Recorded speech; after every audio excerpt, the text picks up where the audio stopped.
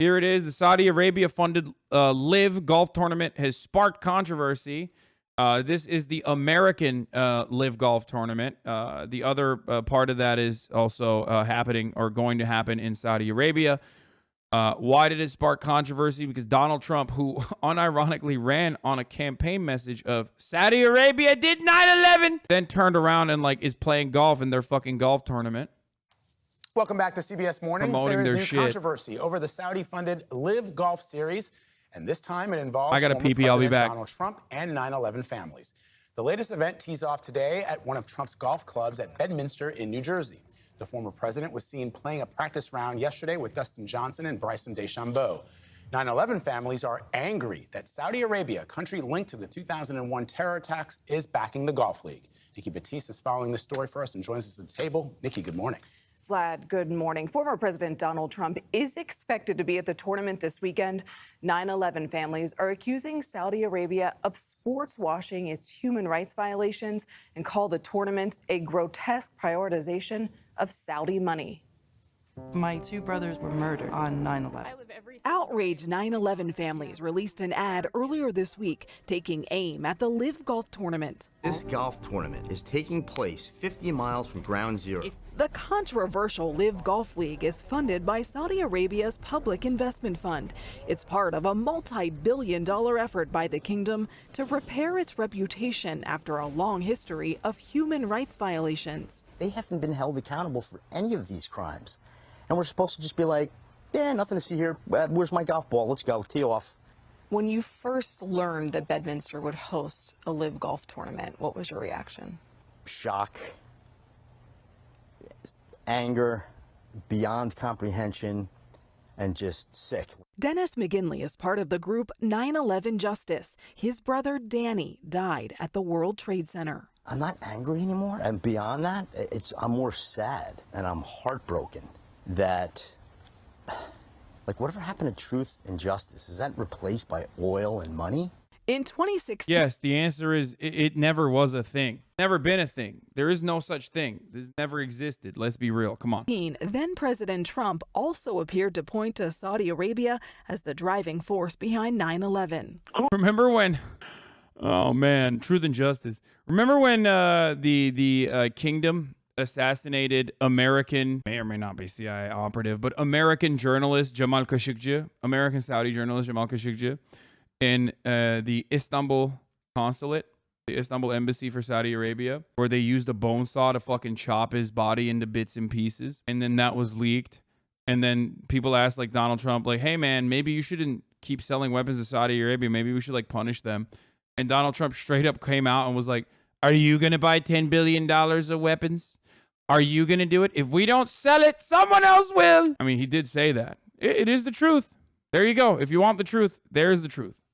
Who blew up the World Trade Center? It wasn't the Iraqis. It was Saudi. Take a look at Saudi Arabia. On Thursday, Trump appeared to take a different tone in an interview with ESPN. Well, nobody's gotten to the bottom of 9/11, unfortunately, and they should have, as to the maniacs that did that horrible. Bro, he looks like shit. By the way, he looks crazy. I don't know what happened. Body double conspiracy. My real president would never shy away from saying Saudi Arabia did 9/11. Thing to our city, to our country, to the world. This is such a funny take. I mean, I already covered this yesterday, but there's something really funny about being the president and then being like, we never found out who did 9/11. It's like, motherfucker, you're the president. It's exactly the same energy as Joe Brandon being like, who's the president? I should have a... I'll have a talking with that guy. If I find the president, these gas prices are too high. If there's, who's out there? Someone should do something about this. It's the same energy as Trump being nobody knows what happened at 9/11. Motherfucker, you know what happened. You were the president. If only there was a guy who could declassify documents and literally said he would declassify documents and then never ended up declassifying said documents. If only there was that guy. Oh wait, that is Donald Trump. He did say that and then didn't do it. Pussy.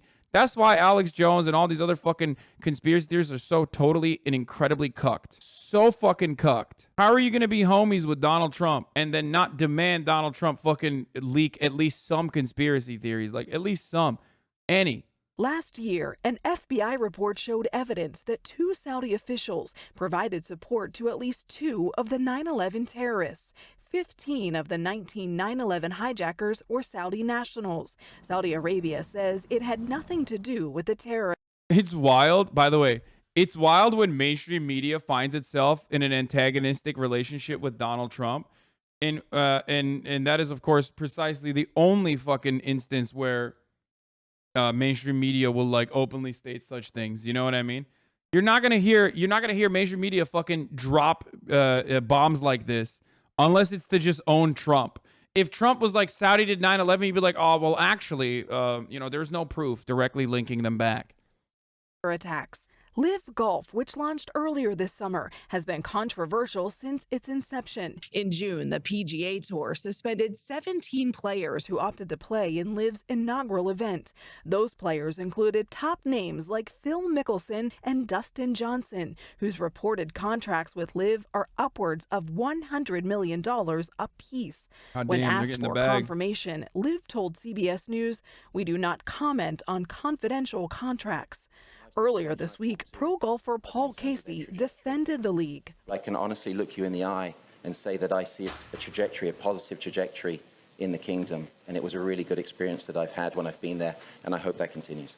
But for McGinley, the Saudi-backed league is devastating. He is calling on the... I don't know why more dudes, I mean, not to like give them more advice on this, but like, I don't know why more people don't say like, well, you think America's so innocent? You know what I mean? Like we do fucking golf leagues in the British kingdom. You know what I mean? We do golf leagues in England. Half the reason why the fucking Saudi royal family is in a position of power is because of those guys. Like, I don't know why people don't do that. That's what I would do if I was a spineless fucking douchebag. Like, the PGA acts so sus about it, yet they're sponsored by the #1 terrorist in America. Thank you. This outrage is so convenient. I mean, it is convenient, but it also makes sense. It should be outrage for this. Make no mistake, I'm not saying only fucking yell at Saudi Arabia. I'm saying yell at America. See, look at this guy. He says, are you defending the Saudi Arabian government law? No, dumbass. Like, this is the problem. People live in this like black and white existence. People live in this like weird black and white existence where there's just like Saudi bad, America good. Okay, got that. So if someone tells me like Saudi bad, America also bad, they're like, whoa, fucking calm down, dude. What the fuck? Whoa, chill. Yo. It's like, yeah, it's easy to clown on Saudi Arabia. I do it all the time. But, remember that, like, they get to do the shit that they're doing, like the genocide in Yemen, because we sell them weapons. Weapons that your fucking taxpayer dollars funded. The R&D and the shipment of it. Athletes to stand with 9/11 victims. If you don't want to... Lol, you did the same with Russians? Exactly. As a matter of fact, I did do the same thing with Russians, but so many of you dumb bitches are so stupid. And you don't understand it. I'm saying like what Russia is doing is wrong, and so is what America's doing. But people literally are like, no, Russia is only bad. America is not bad. Why do you bring America into the equation? I'm right. I'm fucking right. First sight of consistency, and motherfuckers are like, whoa, calm down now. Calm down now. You are obviously the greatest person on the planet. Yeah, dude, that's why I'm doing this, because I'm the greatest person on the planet, dude. I love these fucking, I love these takes that just like should not be controversial if you have 3.5 fucking brain cells. But instead of like, I don't know, thinking maybe everything that you comprehended, everything that you understood might have been like, fed to you in an effort to normalize the oppression and struggle that you fucking experience on a daily basis, right? Maybe instead of like changing your mind on that, you're like, no, I'm going to attack the guy telling me that like the world is on fire. I'm not perfect. I'm an idiot. I tell you all the time. Yeah, Hasan be like, slavery's bad, chatter. Oh, so you're better than me? It's like, no one is asking you to defend slavery, dumbass. I like how they're not arguing with your take, but just literally attacking you. Who are these people? LWIG fans? No, LWIG fans would never do that. No, these are just people who fucking are just angry at the world, and when someone tells them like, no, you're wrong, you're angry at the wrong things, be angry at the right things, you go, no, now I'm angry at you. Waiting for